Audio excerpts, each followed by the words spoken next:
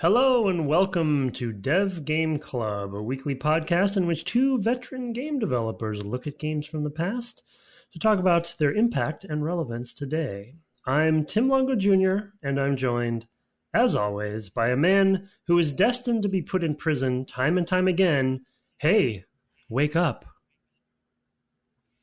Brett Duville. I see you're finally awake. I should say, now that you've said that, and I didn't plan to say this, but because you said that, and because that's how the games all start, my friend Jonah Loeb, who was an artist on, I believe, Shivering Isles, and then Fallout 3 and Skyrim, and at the beginning of Fallout 4, did a retrospective for the 10-year anniversary of Skyrim that he released a few weeks ago. It's one of the rare things I've done on Twitter in the last 6 months. As I retweeted it, so go find me there. It's quite good. It's with 8 other of my coworkers that all kind of started at the same time. Yeah, it's lots of little interviews and snippets and talking about. It's mostly artists and designers. And Jean is on it. Jean Simonet, who's a friend of ours, who we played. Oh, cool. With. So yeah. So it's good. It's Who's a programmer? He was a programmer. Yep.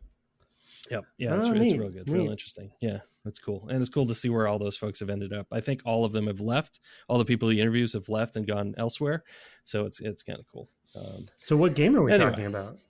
What game are we talking about? It's a new series. It's a new year. It's time to move on to Morrowind. The Elder Scrolls 3 Morrowind, which is a game I started and played a few hours of back in the day.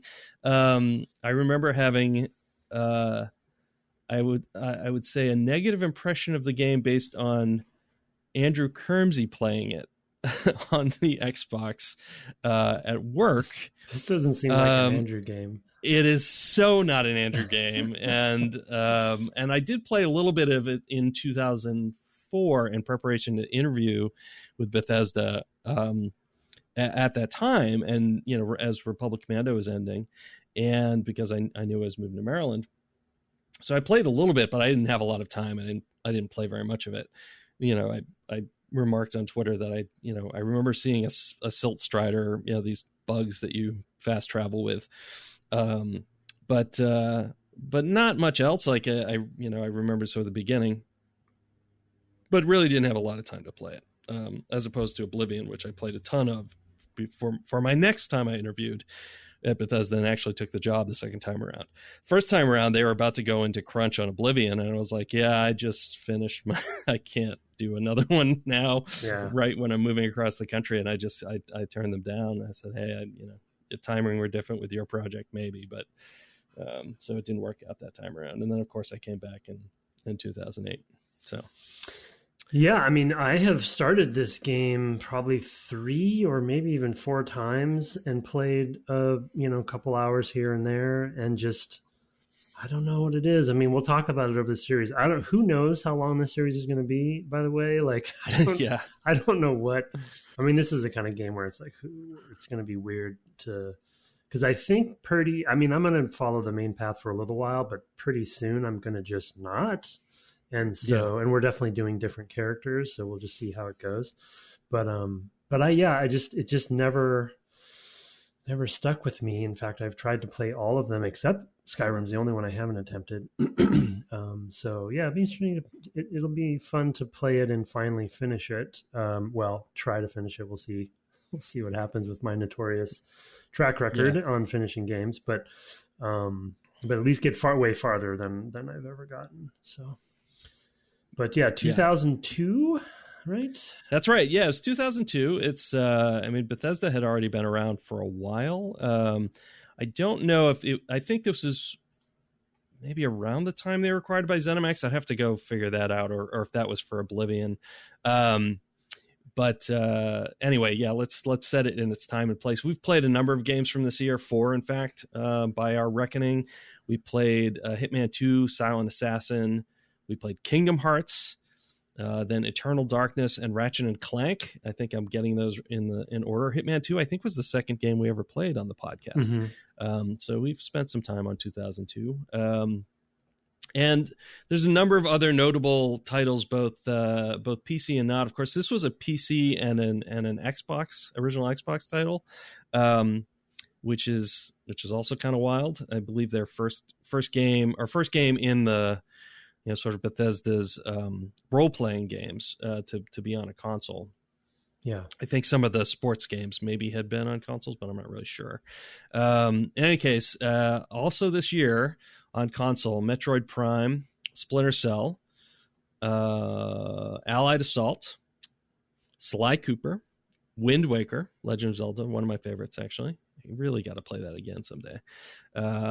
And a little game called Jedi Starfighter, little known sequel that did not do nearly as well as the original, to be honest. And then on the PC, because of course this is both, Battlefield 1942, Age of Mythology, Jedi Knight 2, Warcraft 3 Reign of Chaos, and Neverwinter Nights, which we thought was kind of interesting to talk about because of that game being very, very different, a much more traditional linear, BioWare style game. Yeah. Although also maybe, that was a 3D game, maybe their first to be. There's their fully 3D. Yeah, that was the first fully 3D RPG. At least they might have had other. Yeah, but yeah, sure. Pretty they sure. Might. Yeah, they may have. Pretty sure that. Yeah, was I think so.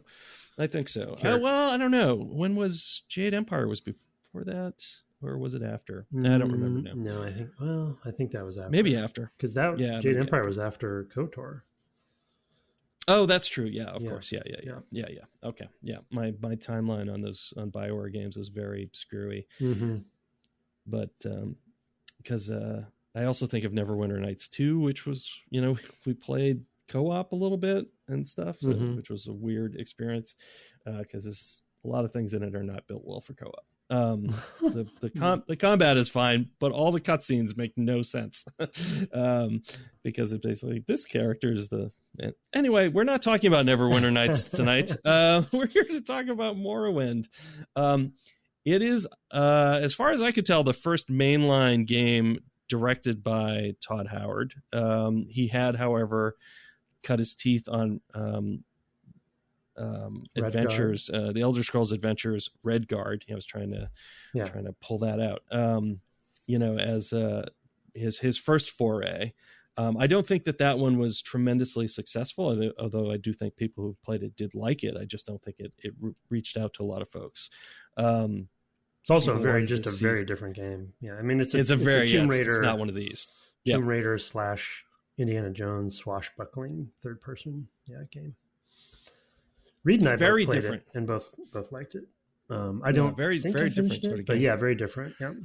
Yeah, for sure. But this is this is the bread and butter of that studio. They had some other things. They had a lot of NHL titles. They had also the Terminator license for a number of years, and did some games in that as well that were actually fairly technically advanced. And that's actually one thing that's been very interesting about Bethesda historically is certainly early on, they were really ahead of the curve and trying things that nobody else would even attempt. And that especially means their open world titles. I think that there's some technology in the Terminator games that was kind of ahead of its time as well. But I really think, when you think of Bethesda, you tend to think of the Elder Scrolls and the open world RPGs they've done, the Fallout games, Starfield, which is supposed to come out this year. It's wild. It's, of course, also a place I worked for 5 years. So kind of interesting to look at this game through that lens. And I haven't played it all the way through before, so we'll see how it goes for me as well. So what's your history? What's your history with the games? Well, I have I feel like I've probably mentioned it on the podcast before for some reason, but I've told you many times, like I have this weird sort of love-hate relationship with the games because there's something about the Elder Scrolls series that has never grabbed on to me as much as, say, to use a modern example, something like Witcher 3. And I think there's a various reasons that we'll probably talk about over the episodes for the series, why that Which is. might be a year.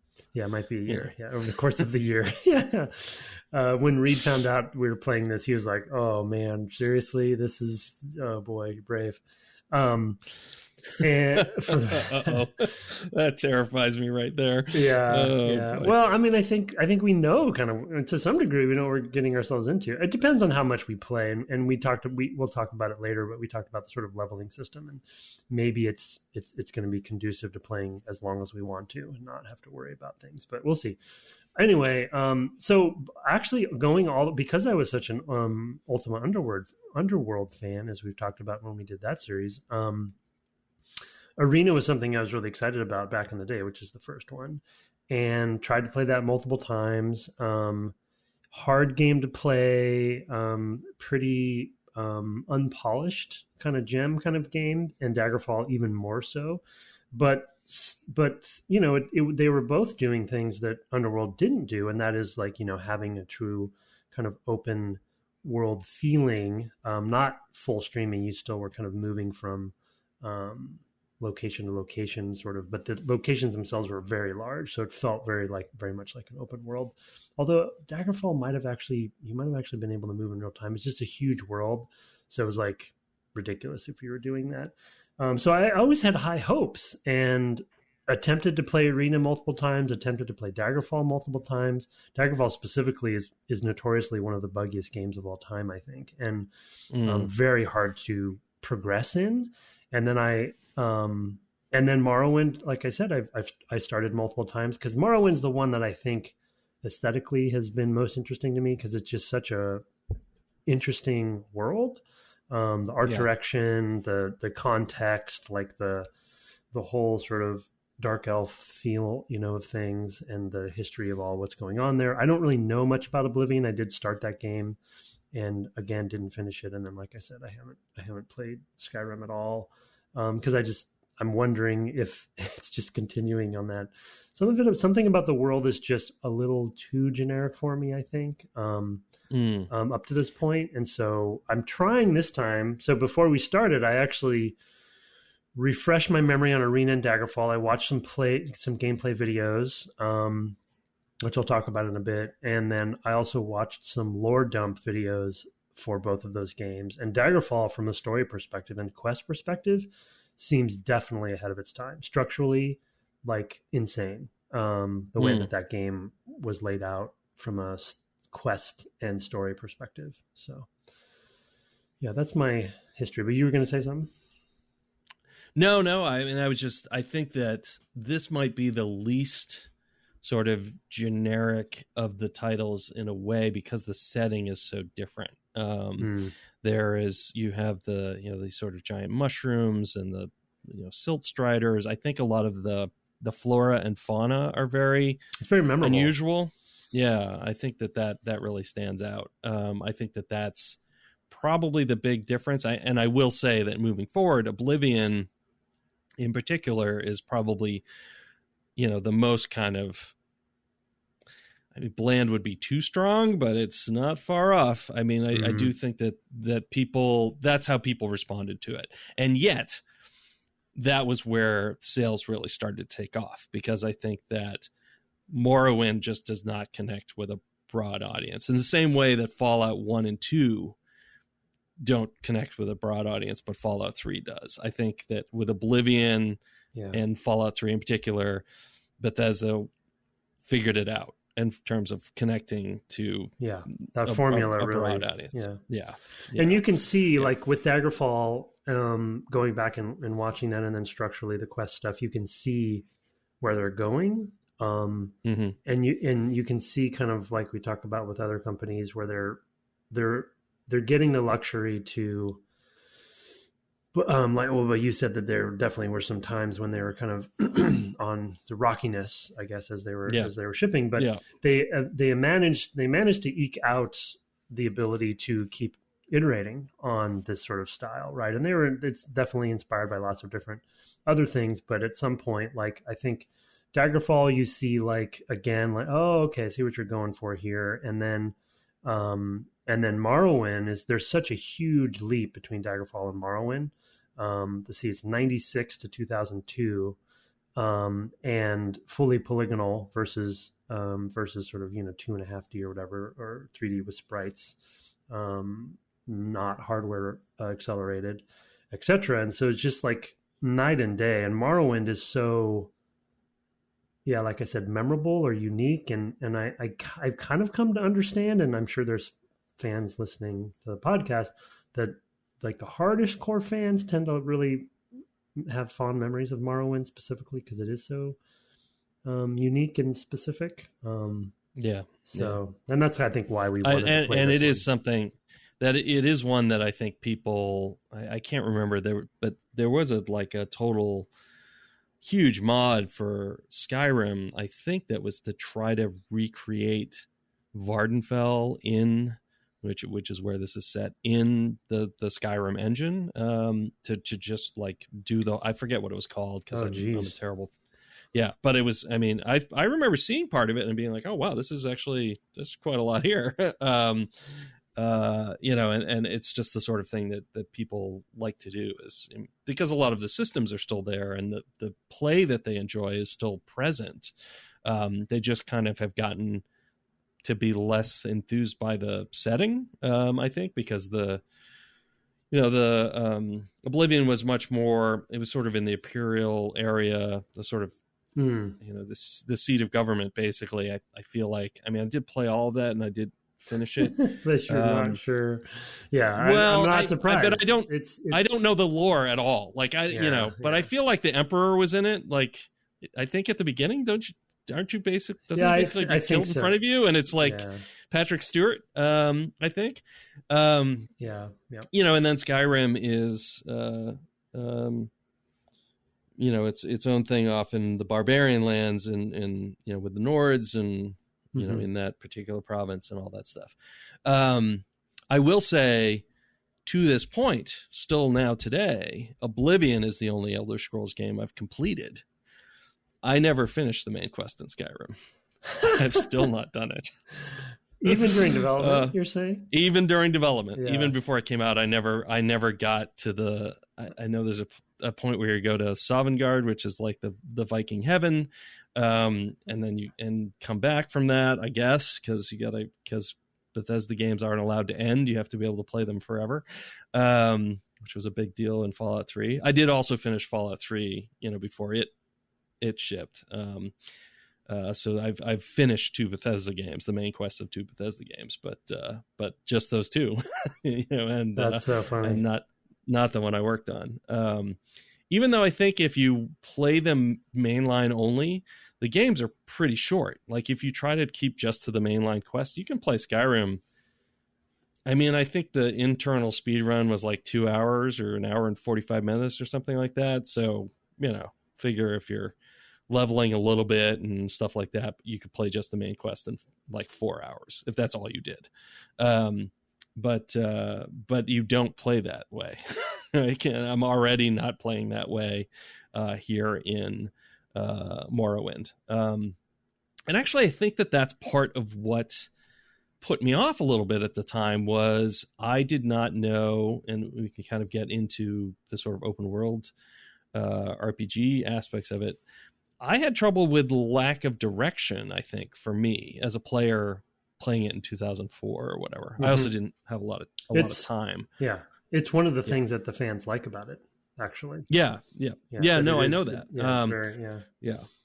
But, one of the things that we added in Skyrim was the compass with the points of interest on it. So you always kind of like, even if you weren't following a quest line strictly, you always had something interesting you could see, right, to do next. Yeah. Right. So even if it wasn't directional in terms of a quest line, it was still directional in terms of there's a thing point of interest. Yeah. And this is in Fallout not 3, that. right, as well. Yeah, and Fallout 3 did that as well. Yes. And I can't remember I feel like Oblivion did it a little bit, but it was more on like the overworld map and not kind of like in your face all the time, because there were the Oblivion gates, and I do kind of vaguely remember the things that happened in that game. I didn't realize and was told by Todd, I think in my interview, that the Oblivion gates are totally optional. I thought you had to constantly be doing them. It's like whenever one would appear, I'm like, oh man, that's way over there, and I'd go and close the Oblivion gate. Oh yeah. I was like, yeah, you don't have to do any of that. And I was like, oh, okay. This is why I haven't played these games. Like, I mean, there's not, none of that is made clear to you. And I think that is true of this game as well. It's like you go into this town, and you've just come off this boat, you do your character creation, which we'll talk about in a moment, and you're set free, and it's like, yep, they do say, hey, go talk to this guy, and you can take this silt strider, but it's not there's not a ton of direction. I think just because now I've played Oblivion and an awful lot of Skyrim, even if I never finished the main game, the main quest rather, I still have a sense like, oh, I know there's going to be a dungeon around here somewhere. And like, so I kind of found my way through it. But I think that's what I bounced off of originally was like, what's the, I don't know. There's no, forward moving propulsion for me, I think, in the game. And keeping track of all the storylines that are going on becomes impossible for me. Yeah. Well, and because they don't have a quest log. It's a journal. I think that's it. And so you really have to like decide you have to, I don't know, maybe you could take additional notes and give yourself like a task list, but like you have to kind of decide to go back in the journal to like, oh, what was this thing that I could do? It's very self-motivated and and I remember the other thing that happened to me. I tried to walk somewhere, and I was running into creatures on the road that were way too hard for me.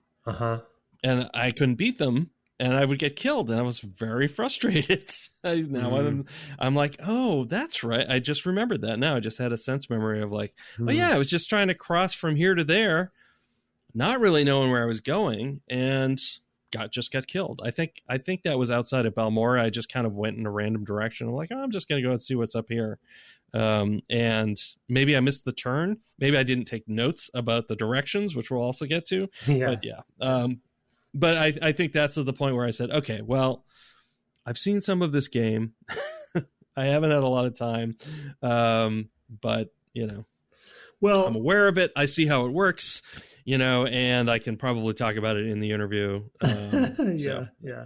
Well, it's daunting, right? Like, especially if you're like trying to play it for an interview, you're like, there's, you can't. Oh, you don't have I was time. Also interviewing. I was also trying to interview with Firaxis, so it was like I had 2 or 3 of their games. Oh yeah, that's not going to happen unless you had already played them. Yeah, it's like impossible. I hadn't. Yeah, it's too much. It was way too much homework for job interviews.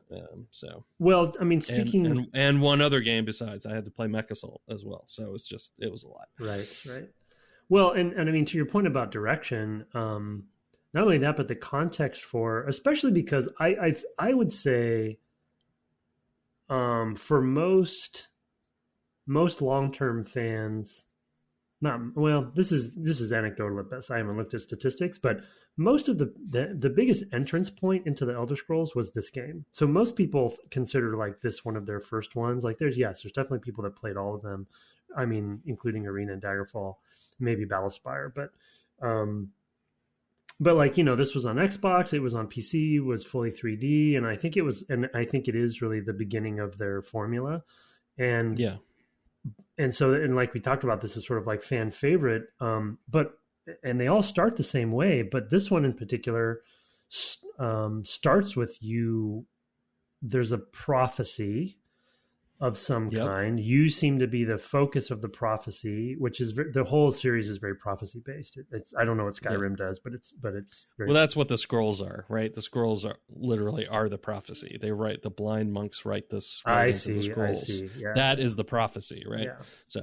Yeah. So that's happening, and so all it really, and then the Emperor has sent you here, I think, which is what happens in Arena and Daggerfall as well. Sort of, you save him in Arena. Ultimately, long story. Go watch the videos. Double Negative's videos are pretty good on this stuff. But this concept of he has an agent, right, in you. But in this case, you are not kind of self-aware that you are an agent in a way. Like you kind of know, it sounds like, and then you're supposed to go meet one of the agents of the Blades, which is sort of a secret group that works for the Emperor, and you're sent here. But there's something going on. What's it called? Vvardenfell? Vvardenfell, yeah. Yeah, so there's something going on here that you're going to uncover. But as far as like direction, like you don't even, there's no bad guy. You don't know like who you are, other than meeting this guy. And then it's such a, like a society simulator in a way. Like there's almost every NPC has like a unique name, and it's just easy. They do, yeah. It's easy to get distracted. It really is, yeah. And I think probably I spent some time the first time I played it with this tax collector who disappeared. Like, yeah, I made a note. And you go around and you ask people about him, and it's like everybody says the same thing. It's very much like name job in in Ultima. So everybody has a name and everybody has a job, but 12 people you talk to or whatever in the first town are, job is I'm a commoner. I do, all the stuff that needs to get done. Right. It's really funny. Because it's literally the same line. So it becomes quite obvious. About the dialogue system and the sort of, the hyperlinks later too, but keep going. Yeah. Yeah. Well, that's also borrowed from like Ultima 7 and earlier. I think even Ultima 4 had it. Ultima 4 might be where it started. I can't remember. It's been a few years, but yeah, I mean, it's very much like, I mean, it's hyperlinks, but the Ultima had the same thing. You had to type them, and it was like the first, 8 characters of the word or 4 characters or something like that. I can't remember the details, but it was like you only had to type part of it, but name and job were things everybody would respond to. And you sort of have that here as well, but you have hyperlinks. I think there's a persuasion like mini game in this that I also tried at the time and couldn't understand it. And so I've literally not looked at it yet because I don't think I ever want to persuade anyone. Also, I'm an orc. So I kind of persuade with my axe. So yeah, let's persuade with your axe. That's how I persuade. I probably should actually do some persuasion as my character, but we should also talk about our characters some. But yes, yeah. Well, I was thinking we should do character creation and talk about where we ended up and all of that stuff.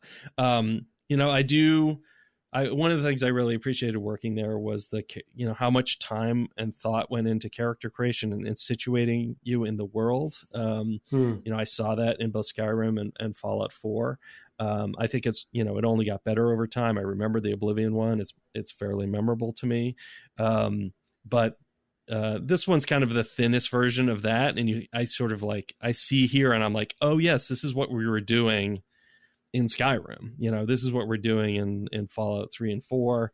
We're really setting the tone of the world, but like asking you questions, setting up a scenario in which questions can be asked of you that you answer, and so here you're going into the Census Bureau, which is such like a mundane beginning of I mean, I'm not trying to throw shade or anything, but just change the name to something other than census. Like, I know that's accurate, sure. But like, don't use the word census. It's like, I'm starting this amazing RPG and I'm in a Census Bureau. Anyway, go ahead.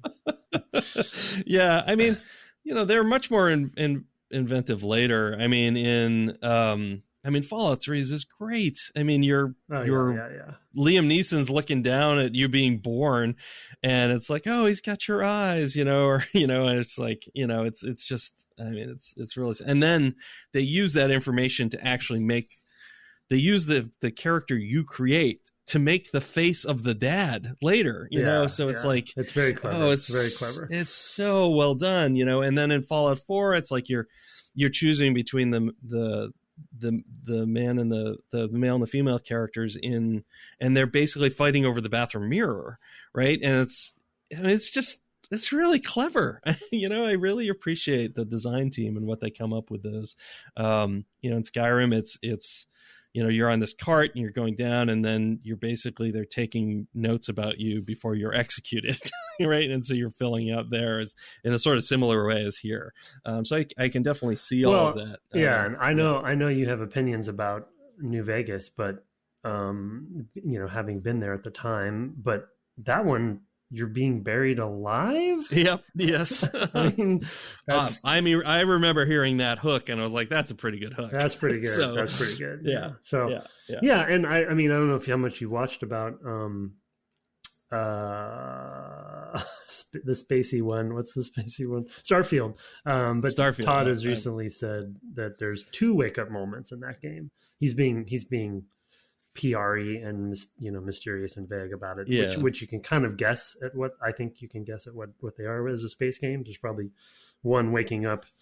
This is no insider information, I'm guessing, but one waking up as the character and then one leaving the planet, I would bet, on your first spaceship or something. But I have no idea. I'm just, but it's the reason I bring it up is that they're very aware that this is their thing. How do we keep one upping ourselves? Yeah, for sure. Yeah, so this one's kind of the it's that, and I look at it and I see, oh, this is what this is how this works, and they keep trying to improve and smooth out this process. They're introduced. It's also the tutorial. It's very quick as tutorials go, and in fact, I remember when it's like you use the space bar to open the this hold, the ship hold that you're in, and I was like, oh wow, cool, they're gonna have on-screen prompts when you need to use stuff. No. I had to look up keys several times over the course of the first few hours of play, and I only played like 3.5 hours. I saw that you did as well, so I didn't get too deep, although I was getting into the vibe. Anyway, so you get to name your character, and then you go and talk to the census taker, and you basically pick your facial features and what your class is and stuff. Well, they have three methods, though. I assume it sounds like you took the same method I did, the middle one, because there's one where it's just like Ultima style question and answer, and then they try to assign you one. Right. And I picked the middle one. The middle one is like you can pick like from class list that are classes that you can probably guess at what they are, and then the bottom one is like create your own class, which is crazy. That seemed terrifying to me. It's crazy that they have so many options there. And as a quick anecdote, I was just, as we were talking about, Ultima's come up so many times. It just kind of dawned on me, and it's so weird to me that Ultima as a franchise just doesn't exist anymore. Like there's nothing out there. Like it's dead. And it was so influential to so many games that are successful now, this being one of them, this franchise. So it's just so, it's interesting, kind of weird. I had a weird moment there. There was that sort of third Ultima Underworld spiritual successor that came out a couple years ago now, I think. Ascension, I think it was called, right? Which I haven't played and don't know much about, but I do know that and I just blanked on his name. Warren we spoke about Spectre? No, I wasn't thinking of Warren. I was thinking of the lead engineer worked on it. Paul. I'll look it up. Yeah, Paul. I can't remember his last name. I was stuck. Yep. That's He also worked on System Shock, which is System Shock 2. And it's just, I think he maybe even co-founded that. Was one of the co-founders or something. Anyway. Paul Norath. Oh, thank you. Norath. Yeah. He's his designer here, though. Interesting. But he's probably I don't think he's too. Anyway, what were we talking about? Character creation. Character creation. So I did the same thing. I picked a character class, and you pick, the sign that you're born under, which is, gives you a particular benefit, to, some particular thing that you do. The classes basically give you a layout of what your kind of major abilities are, like your strengths. So it's not a D&D style character creator. It's much more, hey, here's a big bunch of skills. Pick 5 or 6 or whatever it is that are going to be your main ones, and sort of build your character around that. So I have alteration, destruction, and conjuration magic. I have axe and heavy armor, I think, are my 5. I think it's 5. Wow. What the hell? Yeah, I'm a battle mage, man. That's a clip. That's a clip there. I should have said it the way it was sent to me. I'm a battle mage, man. Back off. That's a callback to our Vampire the Masquerade show. You lost me on that one. I don't even remember that. Yep. That's all right. Somebody says that in the game? No, I said that in the podcast, and somebody clipped it and sent it to me, and now I'm saying it so that he can make another one, and we can just string them together. Wow, meta. That's meta. It's very meta. Anyway, it's a wild way to get you into the world. It is, like you said, it is kind of humdrum. It's the census is really, it's a thing. But you progress through multiple, a couple of different buildings. You get off of the ship. You sort of get all the main interactions you're going to do with the world. There's a point at which you go to enter through the door, and they're like, no, check out this barrel. Where they literally point you to loot, something in a barrel. You see how to take things and put them in your inventory if they're written material, which is different from most things in the game. Like if you read something that's in the world, there's like a take or close, so they kind of gate you on progressing with that. You can actually go back in there afterwards, and it's all fine. You can just kind of walk around and talk to people again and look at stuff. So that's interesting too. It is it's very much a Bethesda game, for sure. Well, and I mean, one of the things that's memorable to me that wasn't the case in Daggerfall, I don't believe, because they just didn't have as much fidelity, but that is now very much a trope of their games. And again, in a recent Starfield interview, Todd talked, maybe there was an art director who was talking on the same video. They just talked about how everything is a thing that you can pick up, that there's just like, and you walk around the census office. Again, I snicker at that. June is here inside with me. So the beast has arrived. Yeah, it's trouble. We'll see what happens. You walk around in the census office, and you come to a table or whatever, and there's like food on it and stuff. But every single item is an item, and I mean, I'm hoping you'll eventually talk a little bit about the concept of shipping a game like that from a physics perspective, etc. But just like it's a little mind blowing to kind of come into a space like that where it's like containers everywhere, there's stuff everywhere, you can pick any of it up. I'm playing more of a roguish character, an assassin specifically, dark elf. Doomer? Is that what they're called? Or Damer? I forget. Dwemer. Dwemer. No, Dweemers are the dwarves. Those are the dwarves that that's right. They're not around anymore. They're not around. Yeah, so it's I think it's Doomer. So the Mer are all the different versions of elves, I think. Oh, right. So something Mer is I think is the name for each of the elves, and Doomer, I think, is the dark elves who live. Maybe I wrote it down here. We're going deep on this, so just get ready because I'm watching videos.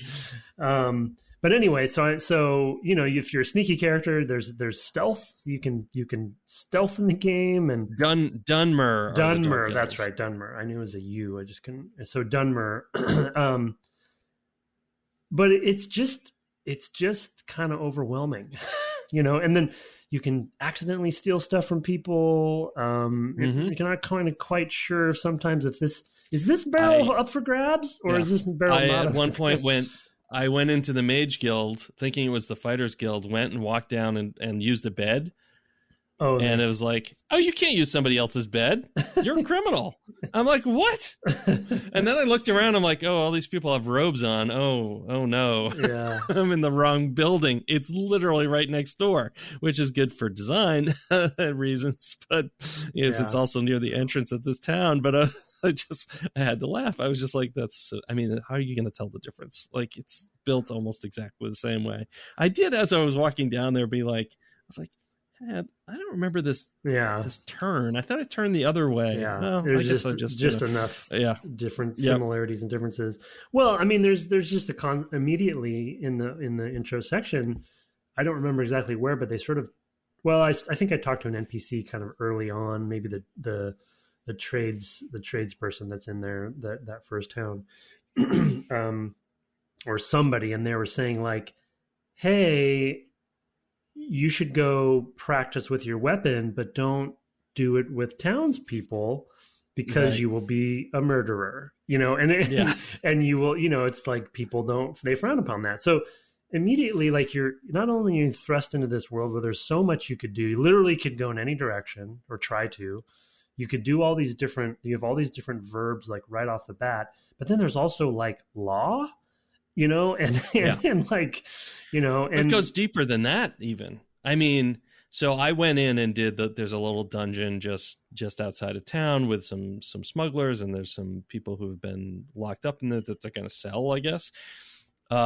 You can loot all the crates, and I went and picked all the stuff out of the crates because I'm like, I don't know what I need. I need money at this point so I can get better armor and things like that.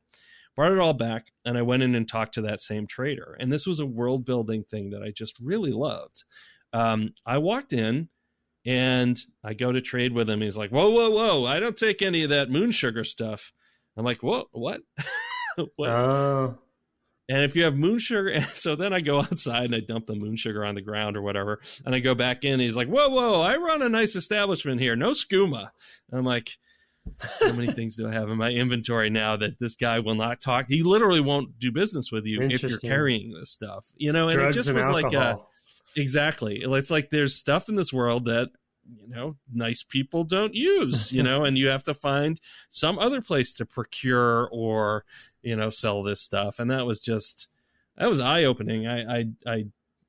I'm sure that's still a thing in Skyrim. I don't usually engage in those mechanics in games, but like I've never really been like a jet or a user or whatever in Fallout or something like that. So it's not something I ever engage with, but I didn't even know about it. But it did kind of like immediately put me into the world, and then somebody's later referred to as having a sugar tooth, which refers to this same thing, this moon sugar stuff. Yeah. And I'm like, this is really good, thoughtful. The writing's good. World building. That's right, just in there. It's just, you just engage with it automatically, and it has consequences. That's actually, to me, that's the real difference between lore that I don't care about, and like something that actually means something in the sense of the world. Like it ties into the mechanics. Somebody asked about this, I think, a long time ago. We read on air about like, some RPG had like 6 different types of coins, but when it all boiled down to it, or 10 or 12, whatever, like they're all described differently. But when it came right down to it, it was just gold. It was just credits. Baldur's Gate? No, it was one of the later. It's on the tip of my tongue. Whatever. It was like Tyranny or the Planescape spiritual successor, the name of which is Pillars of Eternity. It was one of those. Oh yeah, I think it was. I think you're right. Yeah. And it was just like, and it didn't mean anything. I was like, and that would tick me off normally, honestly, as a player. And here, like, it's there, it means something, and they're tying it through everywhere, and it actually has mechanical consequences that you're even carrying this stuff. At that point I was like, oh man, I don't want to be carrying this stuff. What if a guard shakes me down? And I'm like imagining things already about the world because of these little hooks of world building that are happening, which is really successful. When you can get into the player's head like that, that's a big win. Even if you don't actually do those things. It is. Yeah, I mean, that's why it's so boggling to me, because it's and overwhelming, because it does feel pretty quickly like you can deconstruct it pretty easily and say, okay, there's containers, and then there's NPC entities, and that's sort of your two main, and then there's obviously enemies that you fight. But once the enemies die, their body becomes a container. So it's like, but they get a lot out of those concepts, and then they have the dialogue system, and then And then there's IDs for every, I mean, most of the NPCs have a unique name, and often they have a house that they, you go to a house and you're like, it's blah, blah, blah's house. And it's like, oh, I saw that person over there. They're just walking around. It's like, oh, this is their house. Yep. Do I want to break into this house? It's kind of things, which as I try to do for the podcast, I'm trying to play against type. I would never play an assassin, by the way, in an RPG. It's inspired by. I was trying to figure out what you were going to play as, so I could not play as that. Yeah, I ended up with this battlemage, which is an axe wielding. Yeah, that's amazing. Orc with heavy armor, but also casting magic. I'm really very curious how this plays. I have no idea. Like, that's wacky. My natural inclination was to actually play what you normally play, which is like an archer. And I was like, well, I don't know if he's going to fall back on that this time. So I'll stay away from it. I'll do something totally different. Also, that was probably one of my favorite things to play as in Skyrim. So I was like, well, I'll play something different. Yeah. That's what I'd normally do. I would play a wood elf archer, basically Legolas. Hey, I'm sorry. Do you mean a Bosmer archer? Yeah. Okay. Bosmer. Right. There we go. Yes. You just happen to have the elf. Yeah. You have the elf list open. I know. That's what I played when I attempted to play this game in the past.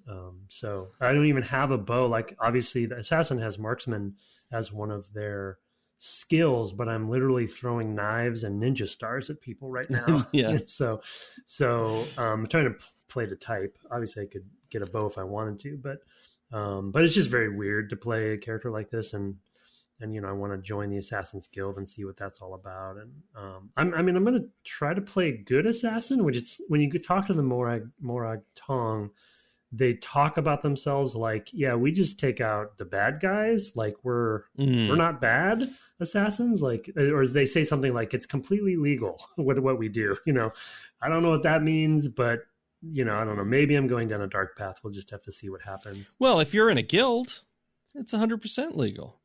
Sure. Okay. Yeah. Yeah. I mean, and they're starting to throw in they're feathering in some interesting concepts, which, somewhat problematic in some ways, but we'll see how they handle it. Cause I guess slavery is a thing here. Yeah. And then of course there's the sort of dark elf and like how the outlanders are treated. And there seems to be different factions so there's a lot going on. There's an undercurrent of that in Skyrim as well, right? There's the major conflict is between, or one of the major conflicts is between the Imperials and the Nords, and the Nords are, they're like, well, Skyrim is for the Nords, right? It's for us, us white folk. That's when you get right down to it. Yeah. And it's a conflict and it's treated that way, and it's not necessarily treated as a good thing, right? It's not what the game's trying to say by any means. Certainly knowing, as I do, all the designers, the quest designers, that's not at all what they're trying to say, but they're trying to reflect, that sort of provincialism. So I wouldn't be surprised to find some interesting stuff here as well, because there are people who worked on Skyrim who worked way back on Morrowind as well. It's one of the things about the company that's pretty unique. I mean, it's one of those companies that people stay at a long time. And then part of that is because they're the only game in town here and, near me. They're in Rockville now, Rockville, Maryland. There's not a lot of game companies here in Maryland, period, but certainly not in Montgomery County. So, which is where I live.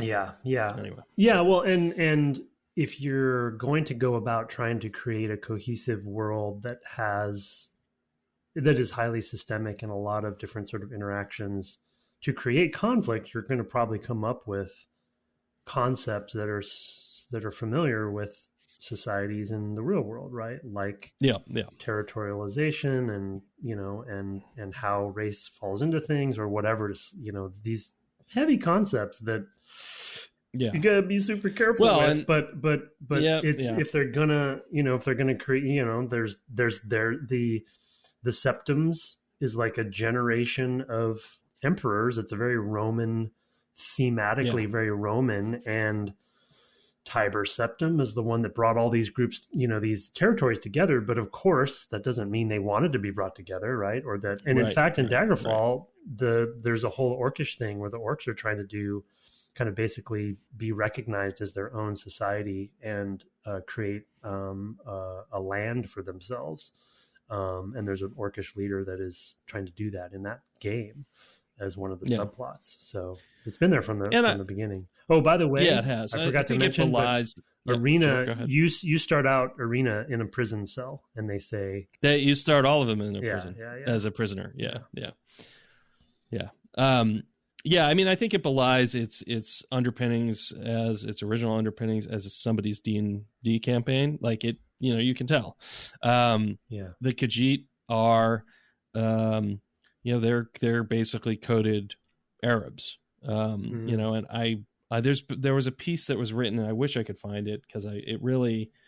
I was even while I was working on Skyrim, I had no real sense of any of this stuff, right? I mean, as a programmer, a lot of this stuff I don't need to care about, so I don't have a lot of energy and time to care about it. I play the game but I'm playing the game in a very particular way when you're developing. You're looking for bugs or issues and but then I read this article about how the Khajiit, the cat people are basically coded as shifty Arabs, and it's like, ew, that's not great, and how that made that person feel. And I was like, oh, that is not what I would have intended had I known that. Right. But I think that is the sort of natural analog that happens in a lot of homebrew D&D campaigns is like, you want, as you were pointing out, you want sort of these hooks of like something recognizable from our world, like so that politics, when somebody's there, they can feel, like they understand what's going on and what the structures are. That's what archetypes are for, right? It's just unfortunate that sometimes these things spread a little bit more broadly. Things that make perfect sense in a homebrew campaign may not make a lot of sense when they're hitting millions of players. So, I mean, you have to think harder about some of those decisions at that point. Because it's sort of like that subversive, likely unintended, but subversive aggression that can happen. Right. So we talk about it from time to time, right? The responsibility that you sort of have for anyone making content. Yeah, for sure. And I think it's just a thing about, especially these longer running series, is that they came from a time when not a lot of people played video games, or computer games, really, relatively speaking. And a lot of those people, computers were really expensive relative to today's dollars, when these first games in this series were coming out. They were thousands and thousands of dollars in today's dollars. And like my first computer, I think would have cost like $3,000 or something in today's dollars, maybe. Mm-hmm. My parents did not, I still don't know how they had enough money to buy me an Apple II. Like, I don't know what they gave up to do that. But it's a lot of money for them to do that. Mm-hmm. So it appealed to a certain economic class. And of course, just being able to have a computer at home was a real luxury, I think, in the 80s, even into the 90s a bit when the series started. So consoles were a little easier, but PCs were always kind of a niche thing, and the sales of the games showed. So anyway. Well, and also even fewer people were playing D&D. It's like this very like groups of groups, sort of weird Venn diagram happening. But interesting. Yeah, I don't know enough about the world to sort of see some of those yet, so I'll be looking out for them. But I just noted some of the stuff the themes that they're already talking about, as far as like the Dunmer, I guess which are the dark elves, which mm-hmm. is in and of itself not a great term, and I think even D&D is trying to get away from and using often. They're steering away from that, or drow, whichever you prefer. And of course, then there's the high elves or Altmer. I just had to put that. Okay, good. I didn't have all three of them out there yet, so I just wanted to make sure I did that. Yeah. Yeah. But yeah, they're the ones like the Vvardenfell Dunmer who are from here are the ones that want to maintain slavery. And so it's like, Yeah, yeah, yeah. so Yeah. that's Yeah. yeah. So I don't know where that's going. And then there's very Well, much I mean, it's coming from the drow, right? I mean, that's where it's coming from, but it's like, oof. Yeah, very D&D centric. But yeah, but also they're not what they are in D&D, which is like this totally alien underworlds, separate from the rest of sort of, like you didn't used to have PCs who were drow or whatever, and or that was rare until Drizzt came along, and then everybody wanted to play around. Well, two yeah, scimitars and whatever. Well, yeah, Forgotten Realms was, I'm sure, of an influence for them, and Mensa Berenzin and all that kind of societal stuff. But yeah, you're right. That's a good point that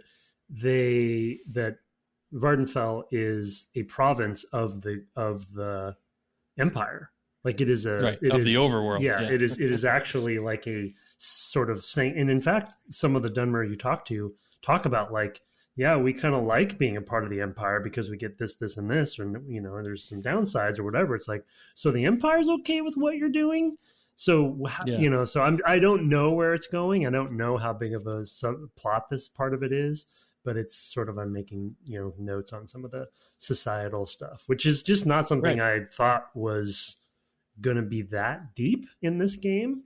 But it's actually going further than I thought it was going to go. So that stuff comes up in the Fallout series as well. I mean, it comes up in Fallout 3. It comes up in, also, I mean, literal slavery, not just of ghouls, but of humans that are trafficked in Fallout 2 for sure. It's a major plot line. And then there's kind of there's a kind of a side quest, I guess, a small handful of quests, having to do with some slaves, I think, in Fallout 3 that ends up at the Lincoln Memorial. It's a whole thing. And I think you can sell them out. Like you can, it's the same as in. Yep, that rings a bell. Yeah. I remember that quest. It's a whole thing. Yep. Yeah.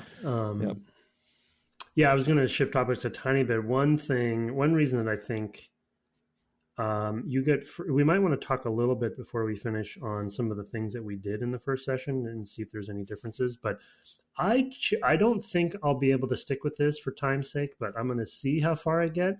I have not taken Siltstrider yet. Oof! You walked to Balmora? I did. Oh, I hopped right on that Siltstrider. I was like, take me there. Well, obviously the reason that I did it is I wanted to see what kinds of things would happen along the way. You know what I mean? And obviously I found some dungeons and they seemed to be too high level for me or something. I found some Exactly. NPCs. I think that's what happened to me the first time. I was like, well, I'll just walk and, see what this game's about, and got killed by something, in the first place I crossed. Yeah. Yeah.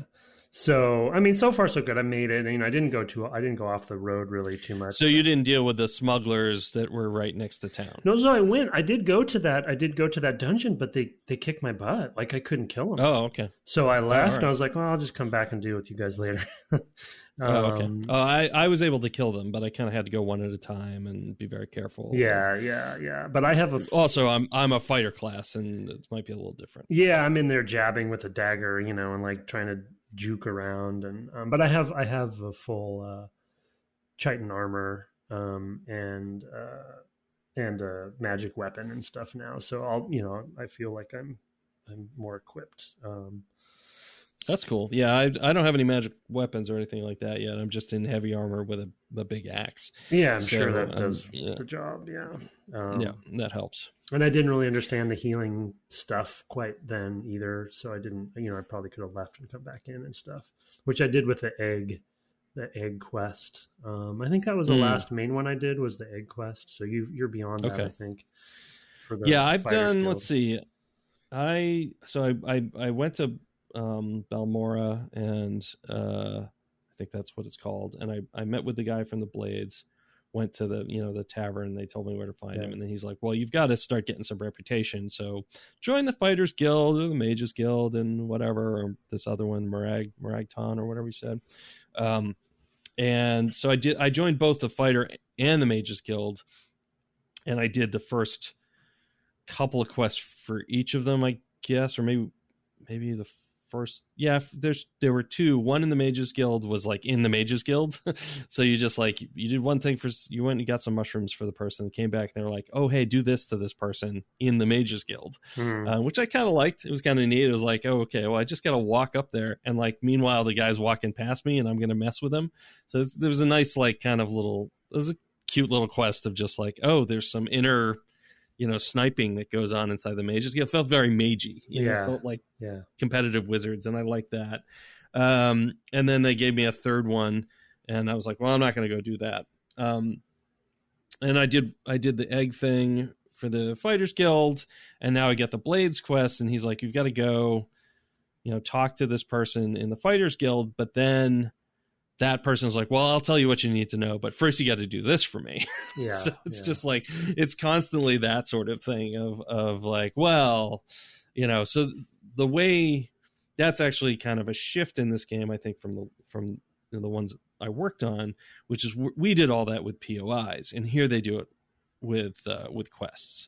So they're constantly saying, well, go do this thing for me. So instead of like you kind of finding things and doing them, and constantly kind of growing out your quest list that way. Here it's literally like, go talk to this person. They'll tell you what you need to know. And that person's saying, sure, I'll tell you, but first you got to do this for me. And that's how they kind of make you go see the world. I think it's a little bit different than how we did it. So, yeah. And that that can happen in Skyrim, but it's sort of like, it's not the natural way when you play. Like a lot of the times you'll go and you'll talk to somebody and they'll say, oh, I have a quest for you. Go get the such and such. And you say, you mean this such and such? I already found that such and such on the way here. And they'll go, oh yeah, that's what I'm looking for. So, and that just kind of happens naturally because it's more POI based, point of interest based. Yeah. So one thing I liked about walking though, too, is I saw a couple other towns along the way and the architecture was very different for each of them. And so you really get this sense of like, faction or like who built each town is different, and you get to Balmora and it's very it looks like whatever Tatooine or something, and it's got some everything comes back to that, but it just you feel like and it for somebody who walked, it felt like I really like it wasn't that, I mean it was far-ish, it took a little while, but it wasn't that bad, but it did feel like, oh, I'm here. Like you cross some bridges as you're coming into town, and there's like a welcome banner, and you're like, oh, I made it, and like that sense of travel is cool. The Silt Striders are really neat. I think still think the Silt Striders are one of my favorite fast travel devices of many games, because it's just so they have a great sound, and when one's nearby, and so there's a lot of cool stuff about that. But on the way to Balmora, there's this woman who's out on the road, and which you may have found her, but she's just standing there. She's like, can you help me? This thief came and stole something, some gem or some necklace or something. And she mentions this is a Dunmer, and you're like, sure, I can help. And she's like, but I don't actually want you to kill him. I actually am like, I have a crush on him now. Can you give him my glove? To show that I am, and because she was like infatuated with him and thought he was super handsome and like charming, and so you're supposed to go find this thief, and she doesn't want the jewelry back. She wants you to tell him that she wants to like shack up. So I don't know. It's just like and she's just standing there like help, and you think you're gonna go be a Robin Hood or something, but it turns out to be something else. So that's a kind of a good sign of unexpected little quests so far. Speaking of quests, the last thing I want to touch on is quest directions. Another thing that probably put me off the first time, and I think I've already this time played more than I played the first time. I do remember getting to Balmora, but I really don't remember anything else beyond it. And this is one of the quests. This is the third Mage Guild quest. There's one that go get the mushrooms. They're nearby. It has similar directions. The second one is inside the building, so it's really easy. Then the third one, the directions you're given by the quest giver are You're supposed to now go pick some flowers, I believe. To get to Lake Amaya, go southeast out of Balmora, past Fort Moonmoth. Then follow the signs and take the road to Pelagiad. After you cross the Foyata Mamaka, go towards Saran at the next crossroads. All the flowers Ajira needs are near the path to Saran, which runs along the north shore of Lake Amaya. And I just read all that, and I was like, are you kidding me? I literally paused the game with that screen up and just went over to Notepad and typed all that in. Because I later was like, to get to the place I actually went for the third quest, I'm like, south out of Balmora, cross bridges over river, then north towards Caldera. Immediately on the right, see signposts for Molag Mar. Head uphill on Old Road to cross an ancient Dwemer bridge over Foyata Mamaka. Oh, there's Foyata Mamaka again. What's a Foyata? No idea. The entrance to Arkenthond is on the east side of the Foyata, south of the bridge. Turn a crank on a pipe nearby to open the doors. I'm like, oh my God, nobody does this anymore. None of that stuff goes on the map until you go there. So it's not like you're, one of the things in a modern game would be it would show up on your map. Like, this is where I'm talking about. This is where you got to go, in The Witcher 3, you could literally then click on that and it would show you the path. And in these games as well, I think there's a pathing mechanic. I forget what it's called. But it's a spell, and so you have to have it and you can cast it. I'm not I don't know if it's in Morrowind. I know it was in Skyrim and it had been in Oblivion, which makes me think it was probably also in Morrowind, because a lot of those spells and systems are, carried forward to the later games, whether or not they're re-implemented or whatever.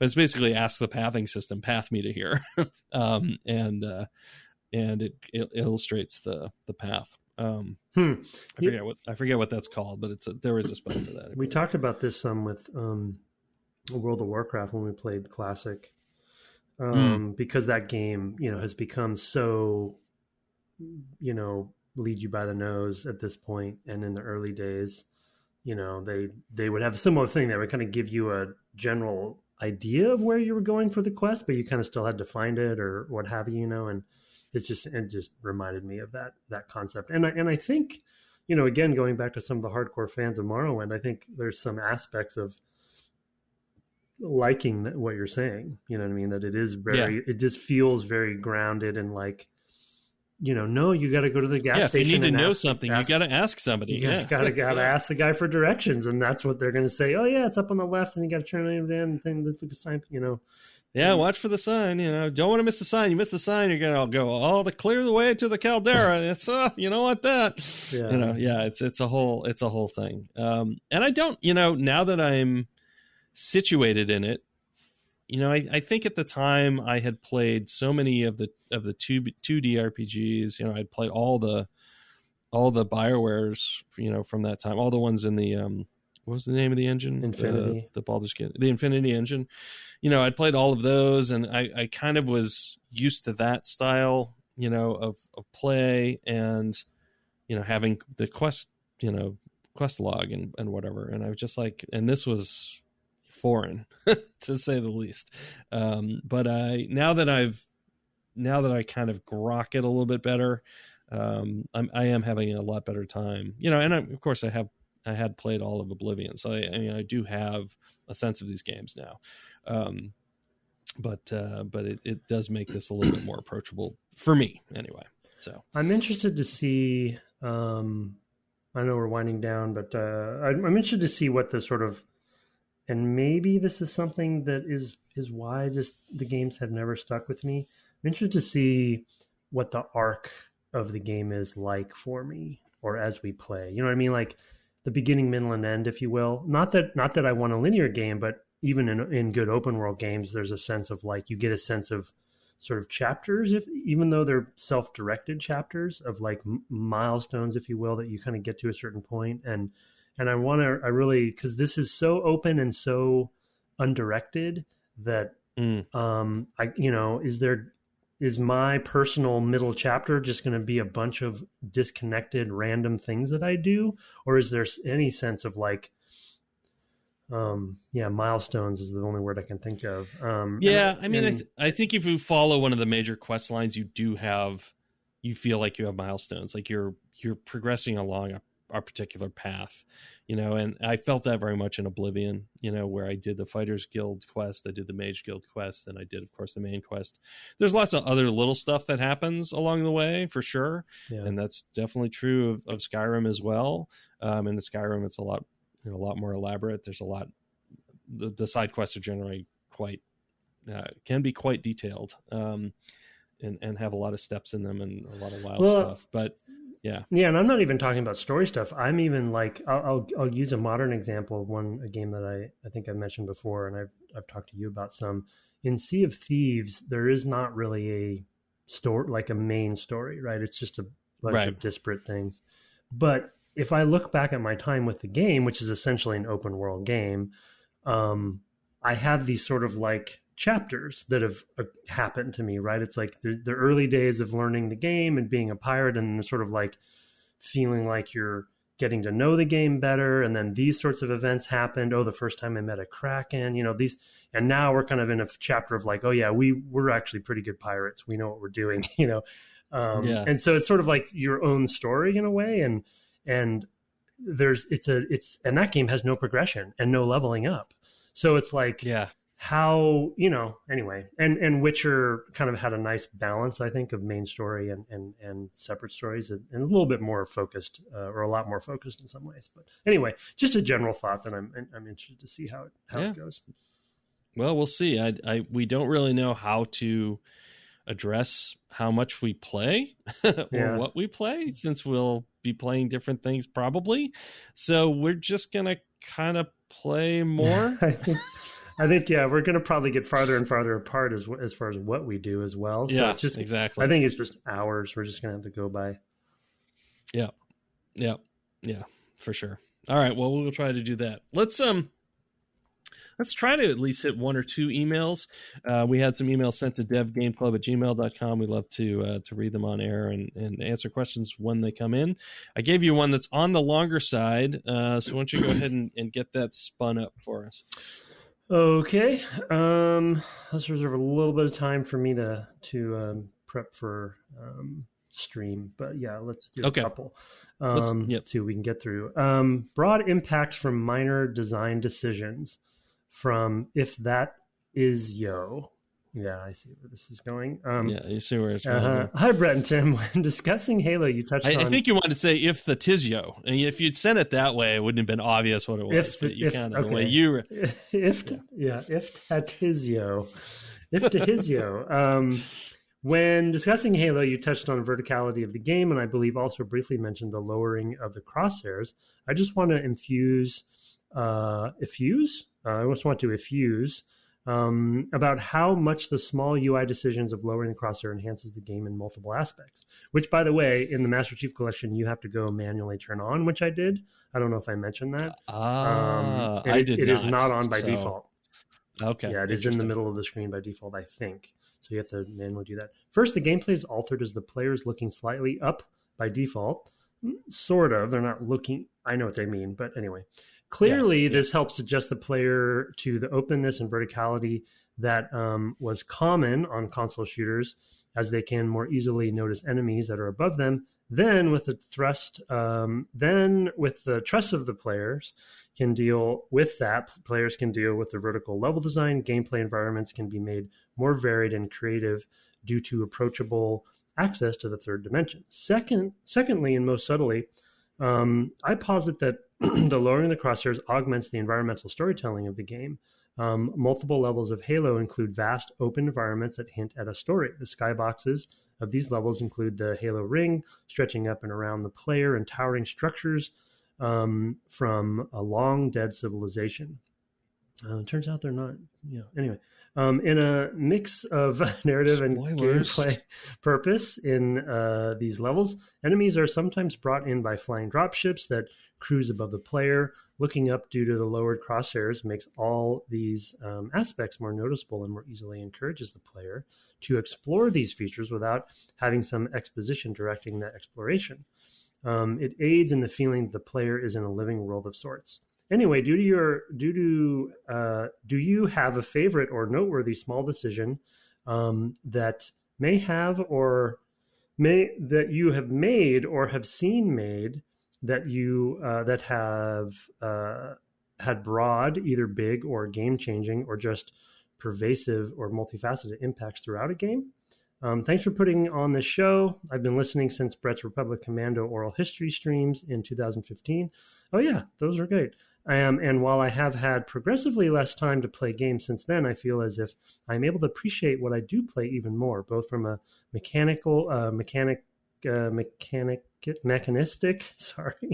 view that informs how I look at the mechanics of the design of the game, as well as from a human-centered perspective that focuses on what is behind the curtain, the people like you two who pour their talent and passion into the games we enjoy. If that is your real name, Mame. That is very clever. Yes. Good.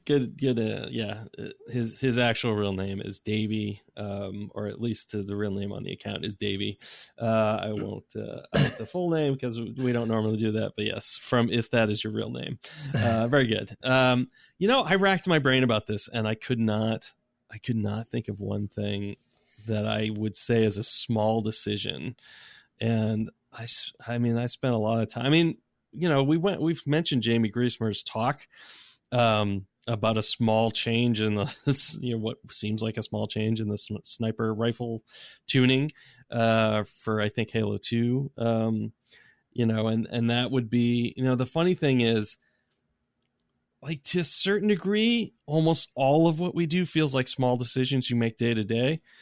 Like, there are definitely big decisions that happen. Don't get me wrong. But like, it feels like every decision is like a little small decision you make because it feels a little better this way, or whatever. Or it makes more sense with this other thing we're doing or whatever. And they tie into the larger decisions, but there's a million just small decisions you're making all the time. As a programmer, even, I'm making small decisions of like, how am I going to let you control this thing that I'm giving to you? I mean, it literally could be like, am I giving you something that's like a percentage or like a number versus like some max number, right? Like, all of these are just tiny little decisions that happen every day, and you're just kind of trying to make your, but I can't think of any that have had like some huge impact for me anyway. So I didn't know if you had anything like that. I don't. I'm definitely not one to throw out a small decision that I or we have made that have made a large impact, because I just don't tend to like to talk about stuff that I've worked on that way. But there's probably something I'd have to think more about it. I was racking my brain as well as far as anything I could think of. In Halo, I have one to add to his though, and I think it's also a crosshairs one, which I don't know if this is perfectly correct, but one small decision that I loved that is also a HUD one that's related to the crosshairs or the reticle that is separate from his, that I think they were the first to do, is that because I think even GoldenEye had traditional basically X crosshairs for their weapons, like in the middle of the screen or whatever. So you're kind of using that to point at things. It might have snapped a target, but the fact that the assault rifle crosshairs is a circle that is actually a pretty big circle, and I think the reticles in Halo in general are very good. Tells you so much about what that weapon is supposed to do, and actually how the game is supposed to be played / how the aim assist. Like, players play that game, they don't really know how aim assist work. They don't even know that bullet bending is happening, yeah. Right? That there's magnetism, that any of that stuff is. But because it's not a that's not a crosshair, that's not a pinpoint thing on the screen, but yet the sniper rifle, for instance, is a much, much smaller circle. And you're like, that's really good. Okay. With the sniper rifle, I actually have to put a very small thing on somebody but with the assault rifle, you're just like, okay, I just got to be in the general area. I just got to put that circle somewhere around there, and you just pull the trigger. And it's a this spray is why I weapon. love the battle rifle. Yeah. Battle rifle, best weapon ever. Yeah, it's sort of in the middle. Oh my God. Right? It's like I love it so much in Infinite. I have so much fun shooting the battle rifle. Oh my God. It's literally, I fast travel to fobs just so I can get more ammo for my for my battle rifle. Yeah. At one point I accidentally dropped it somewhere. I'm like, oh, and then I went to switch to it. I'm like, what is this?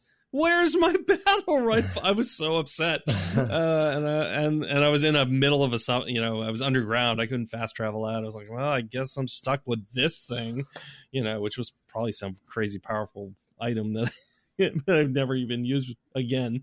Oh man. Anyway, all right. Well, you have to go, so I'm going to go ahead and kick us out. Thanks for the email if that is your real name. I don't think that's how you pronounce it. That's you. Yeah, we're gonna have to work on that pronunciation. If the Tizio or Uriel Nami. So that was said, of course, the devgameclub@gmail.com. We also love your reviews, generally through the Apple infrastructure. It helps us reach out to new folks. Also just tell a friend. You can find us on the web at devgameclub.com or on Twitter at devgameclub. We can also find my co-host at Tim Longo Jr. with the JR at the end. He is also streaming Resident Evil 7 right now at twitch.tv/Tim Longer Jr. with the JR at the end. And you are still where you were last week, so I guess we don't need to belabor that, but good luck. You're doing that tonight. Yes, I'll need it. Our intro and outro music was written and performed by Kirk Hamilton, commissioned by friend of the cast Aaron Evers, and our logo, of course, is by Mark Garcia. And this is where we discover I haven't written an outro, so have fun hopping on a Silt Strider this week, and good night. Good night.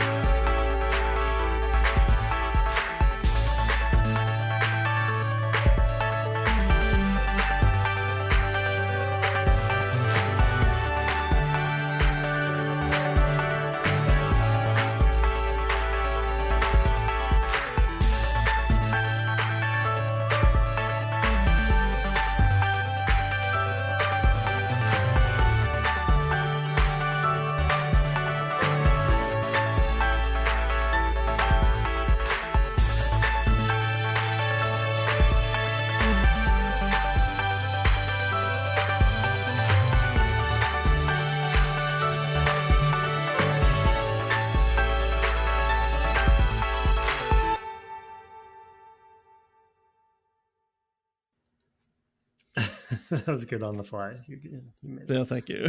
I was like, have fun grapple hooking your... Oh, no.